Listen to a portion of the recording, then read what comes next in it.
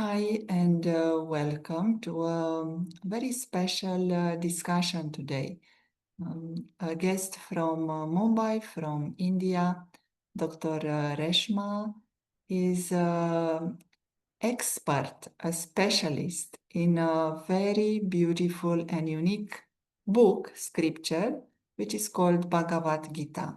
You may have heard of Bhagavad Gita as being an important source of knowledge, a source of wisdom for India and for the world. And today we are very interested to hear from Dr. Reshma as she is very young. She is fully engaged with life, as we all are, and still she has a lot of time and interest to research scriptures, to research the wisdom that is in these invaluable books. So, very warm welcome, Reshma.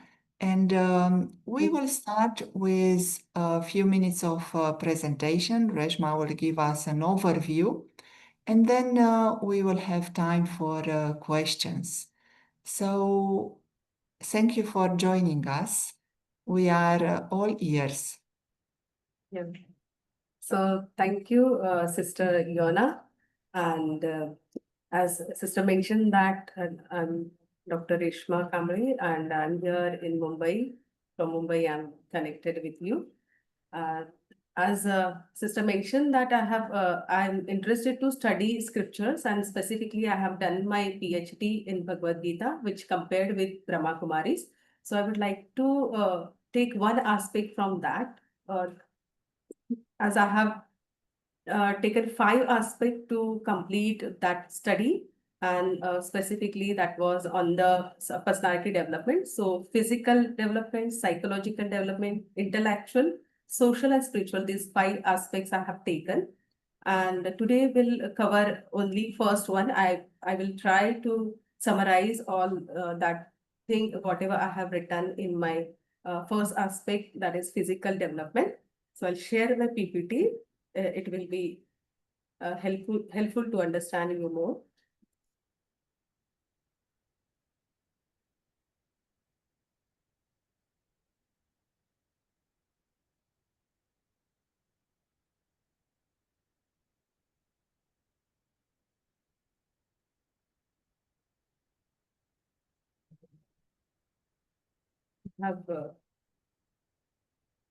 I kept on the slide show mode. I hope it visible.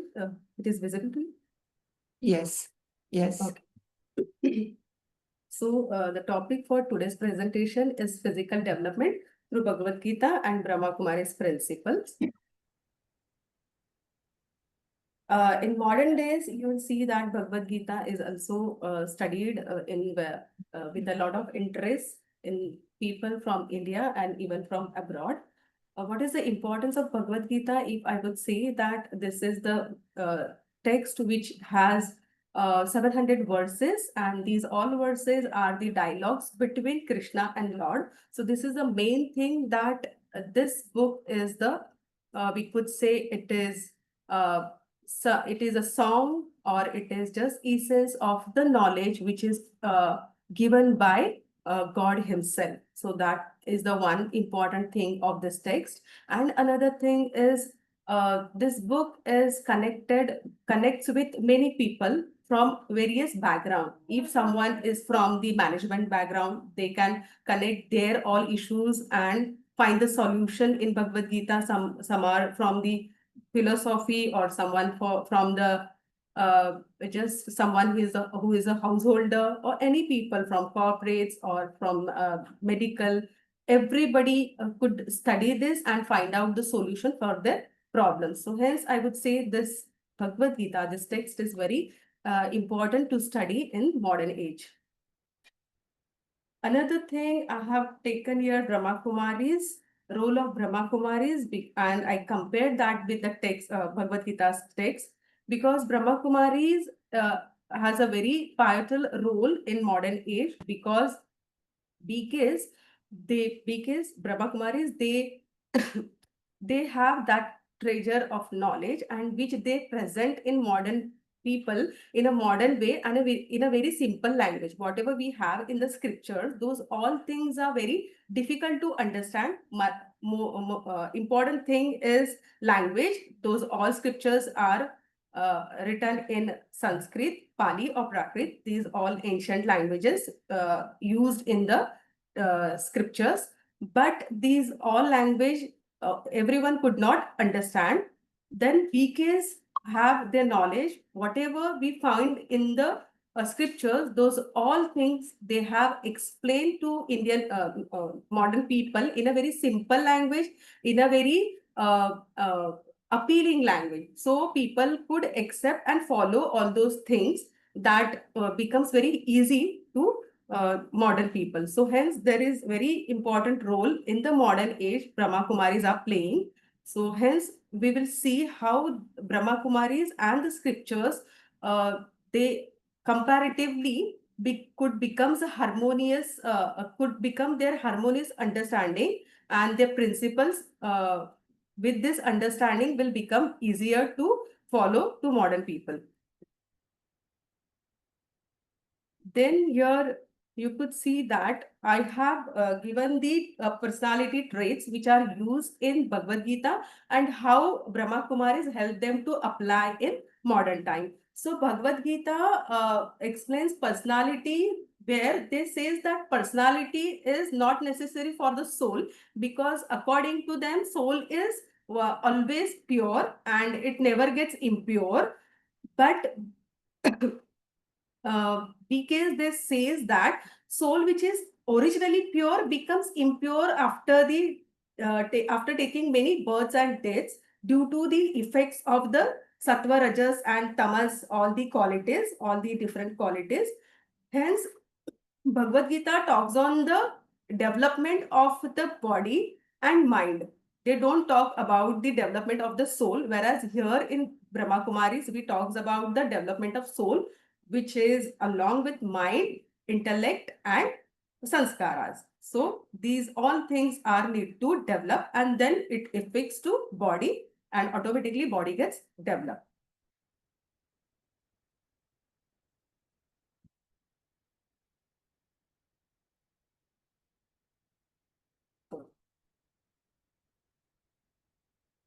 Then here, one more point I would like to say that Bhagavad Gita categorizes personality in two ways. That one type of personality is Devi, that is divine personality, and another is Asuri, that is demonic personality. So these two kinds of personality human being has, and they have to reach to the stage of Sthita Prajna, that stage or state of mind, that is the mind of steady wisdom.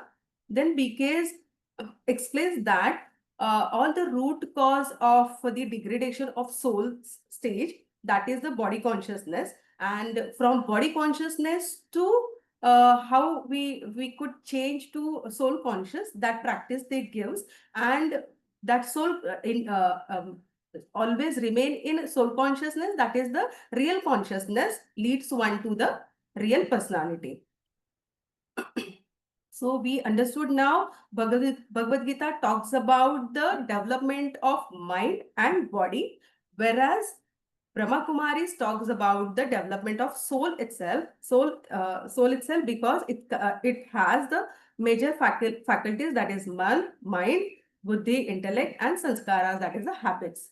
So these all three faculties we need to develop, and then it becomes helpful to develop our our body too. So physical development, we will henceforth will talk on the physical development only. So physical development starts from the childhood. We could also say that it starts from the embryo. So in the womb only, that physics or that body is start to develop. So in Indian culture, a woman who conceives baby, to her always advise that she should stay after the conceiving baby. She should stay in the a positive environment. She should have she should take vegetarian food. She should read good books and motivational or ethical stories book, or she should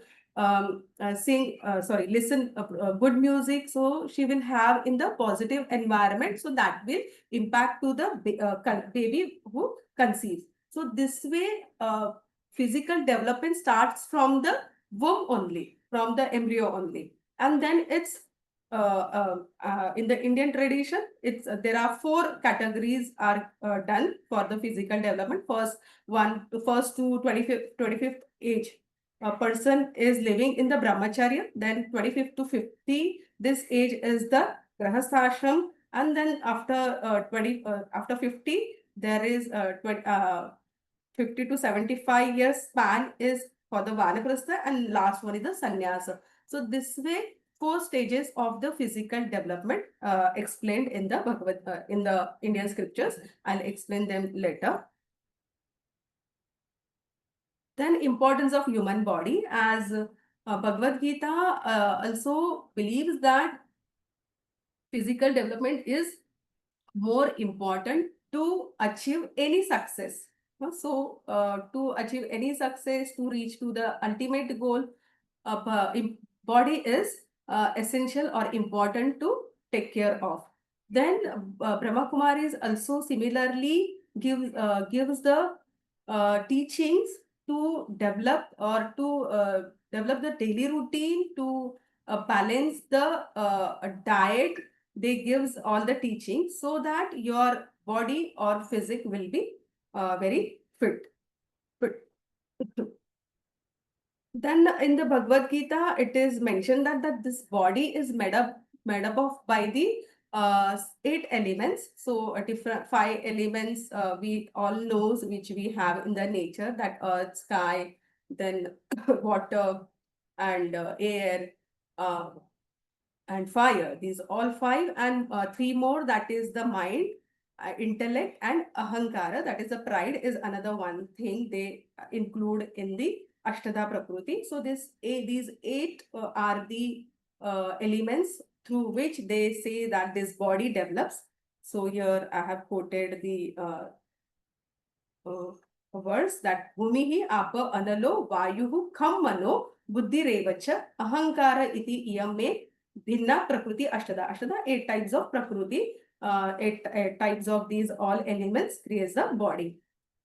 Because do not give that kind of on the description regarding the body, but they believe that this body is made up by the 5 elements, and this body is also requires nourishment. So definitely, as we take food, water, and whenever we take this diet, how to take that is also taught by Brahma Kumaris.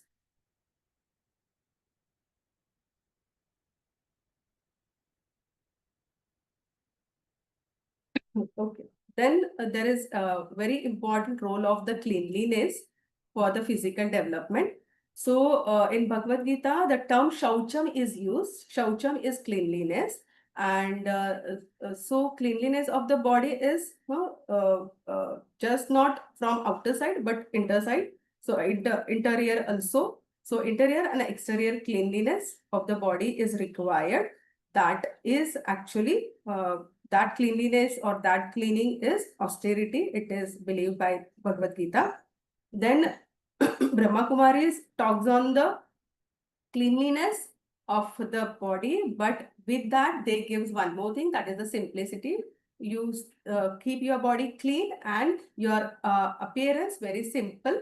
So that simplicity, with we could say with their dress, what they wear, that is the mostly white color they use, which signifies their simplicity and purity.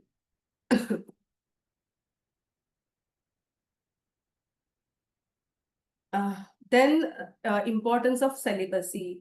In the cleanliness of the body, a major factor is celibacy. So Bhagavad Gita also promotes celibacy, and they says that celibacy gets free from passion and lives a virtuous life. Who follow celibacy, who practices celibacy, that person gets free from the passion and he lives a virtuous life. Similarly, Brahma Kumaris also believes in celibacy. They gives teachings to practice celibacy, and not they also give this advice to the householders to practice celibacy.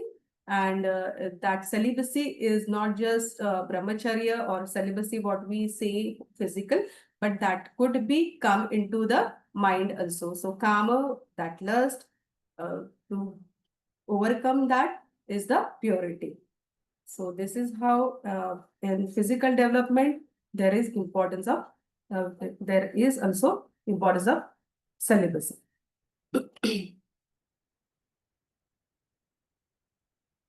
Yeah. Diet has a major role for physical development. So there in Bhagavad Gita, there are three types of diets are explained. So one is the Satvika, Rajasika, Tamasika. And even here, Brahma Kumaris also believe what we eat that affects our body. So that is a short time. I'll finish it quickly. So here you could say what we have to eat. Majorly nowadays, alkaline food prefer people, or it is advised to have this, but not the junk food. So here you could see that how food becomes very helpful to develop our physical personality. Here you can see that in the first picture that mother is beating to child, or brother sisters are quarreling. But when they get the proper spiritual knowledge and then they change their lifestyle, then you can see how mother is preparing food with silence and its effects, and at the end you could see the family is very peaceful and happy. So it's a very definite that what you eat, how you eat, and accordingly you develop your physique and mind. So physical development here in the Bhagavad Gita also explained with the karma yoga, because whatever we do action, mind creates thought, but body does the action. So through eyes, our all the limbs what we have.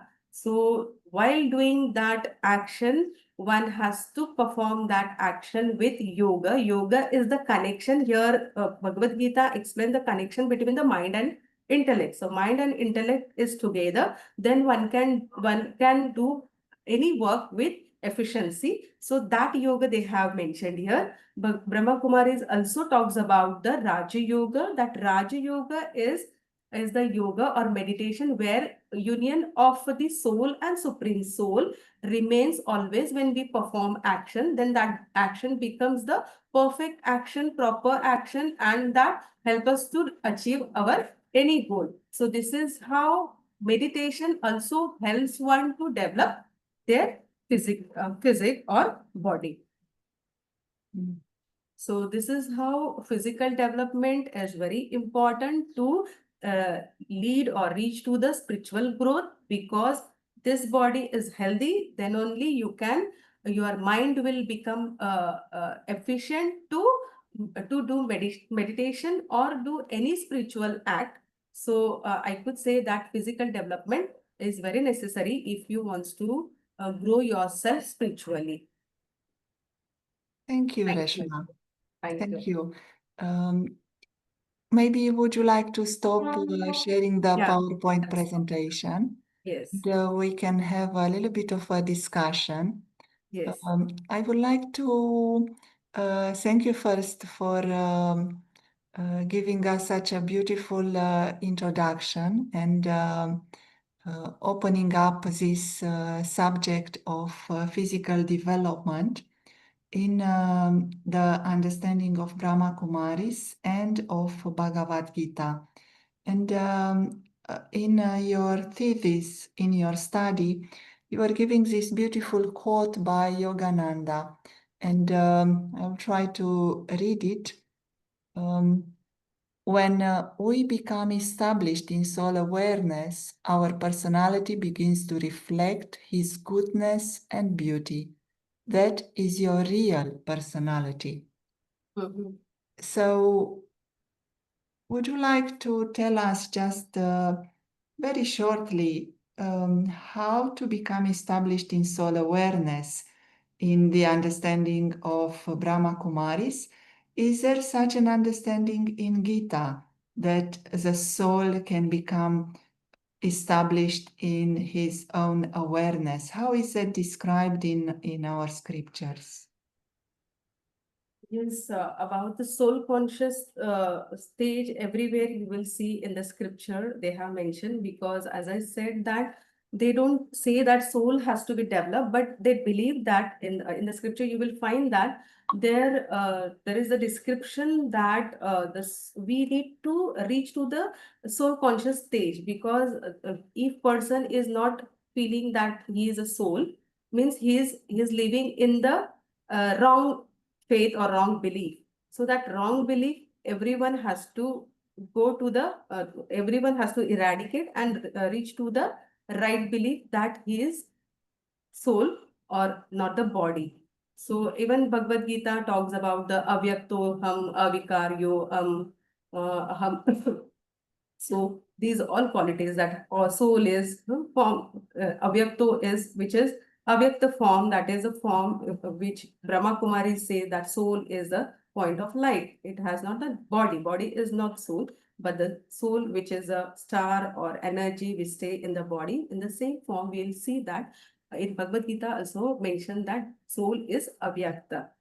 So is avikarya is the one thing where it is differentiate. We could differentiate that avikarya. Yeah, I uh, understand. yeah, Avyakt meaning without something material or yes, without vice, without yes, anything that is pulling down the soul. correct, In that sense, the scriptures are also pointing out that we have to be aware of who we truly are. right, Yeah, and you used this beautiful word, which would be nice if you expand a little bit on it. Sthita prana. So the question in your research was, how does one of steady wisdom? right. Sthita means steady and prana means wisdom. How does he or she appear? For success in life, we need steadiness of mind. An unsteady mind cannot achieve anything great. Um, that would be of interest to all of us to understand this steadiness of mind. How do you experience it? How do you describe it? Yes, so Sthita Prajna, as you mentioned, that is the state of mind which is steady mind. So most important thing is wanting, reduce the wanting, that I want this, I want that. So Bhagavad Gita mentions that Prajahati yada kaman sarvan partha manogatan. Prajahati yada kaman. Kaman are the desires. When you prajahati, when you reduce your desires, then it becomes easier to reach to the Sthita Prajna stage. So Sthita Prajna stage, steady mind is only you could keep your steady mind only when you will have less desires or no desires. So many times what happens that we say that I want something. So this inside we wish that I want something, but what I want, those all things are outer. Those are not inner. No, so outer things we want. We want money, or we want good people's company, or anything, it could be any desire, it could be. So these all desires keeps away from the steadiness. These all due to that our mind wanders. So hence one more important thing that Bhagavad Gita says, that to prajahati kaman, you have to stay away from all the desires. You reduce your desires, so it becomes easier to reach to the steady mind or stable mind. So this is the important thing. Such a beautiful concept, a steady mind. Would Mhm. a steady mind have an awareness of the body, an interest in the matters of the body? What do you think is the relationship between a steady mind and the body? How much activity would that be in the body? Would there be television? Would there be a lot of exercise? Would there be a lot of eating? How is that steady mind experienced through the body and relating with the body?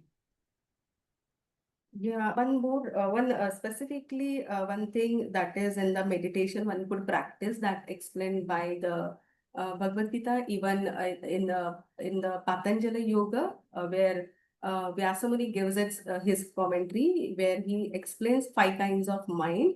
So, one important types of mind a state of mind he mentioned, that state is the where he says ekagra, so like vikshipta, kshipta, ekagra, and mood, these kinds of state of mind he explains. So amongst that, important one for the steady mind is the ekagra. Ekagrata meaning concentration. Ekagra, concentration, or in Patanjali Yoga, they say one pointedness, means whenever you sit with the concentration on particular one point. So that gives you capacity to keep your mind stable.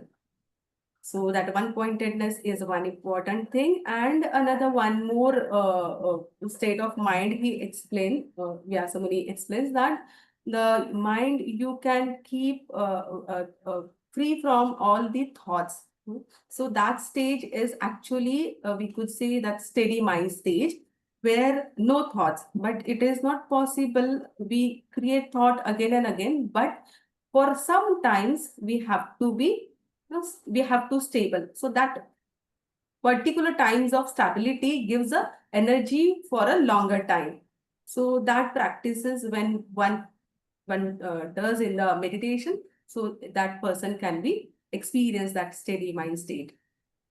You mean having one thought or a few thoughts, little Yes. thinking, Yes. without any thoughts, indeed, is not possible, like you said. Right. And Right. finally, you gave a beautiful quote. The body is a medium where we can measure the position of goodness in the human being. And it's said in Bhagavad Gita that the mode of goodness can be experienced when all the bodies are illuminated by knowledge. How to understand that? So the body is a position of measures the position of goodness. So whatever body we have is measuring how much goodness there is in the soul, and also how is the body illuminated by knowledge. Yes. So always it is being said that our face is the mirror of our inner world, right? So similarly, here in Bhagavad Gita, it is mentioned that sarva dvareshu dehesmin prakashaha upajayate. Means from all the body parts, prakashaha, that light comes out. When how that comes out? Jnanam yada tada with vruddham sattvam iti uta, means when you full with knowledge. So not knowledge is just information, but that knowledge is part of your action, part of your life, that imbibed you fully. Then what happens, you do all the actions with that knowledge, means it, that knowledge and you doesn't become different. There the differentiation that doesn't remain. You and knowledge, means if you say that many people are in the world, they are so particular for the time, means when they reach, then we say that now it would be the 10 a.m. that he reached. So is that particular for the timing is the part of that person's life. So this way all the qualities become the part of the human life. That is the thing where you that person has imbibed all that knowledge. So through his action, all those knowledge or all those qualities, they reflects. And definitely you could see that the person who is the virtuous one, who behaves very humbly, compassionately to everyone, so that that person, though the color of the body is black or whatever the feature outer side, but his inner qualities reflect through his all the actions, and that person naturally becomes very beautiful. So this way, Bhagavad Gita says that this body has 9 different gates, like we have eyes, we have ears, nostrils, mouth, and the other genital and other body parts. So these are all gates where you could see that whatever goodness you have, that illuminates through the action you perform with those qualities. So this way, Bhagavad Gita wants to explain that how one can experience that the body is illuminating through the knowledge. Very beautiful. Thank you, Reshma. I feel there is so much wisdom in our books, in our scriptures, as well as when we put it into practice. So we are very grateful that you brought to us just a few points from Bhagavad Gita, and we hope you will continue to come. Let's see what is in the next aspect of development. You only addressed physical development today, and I know there are many other aspects to us and to the soul. So thank you very much. And maybe if you would like to finish with 1 minute of meditation, and thank you.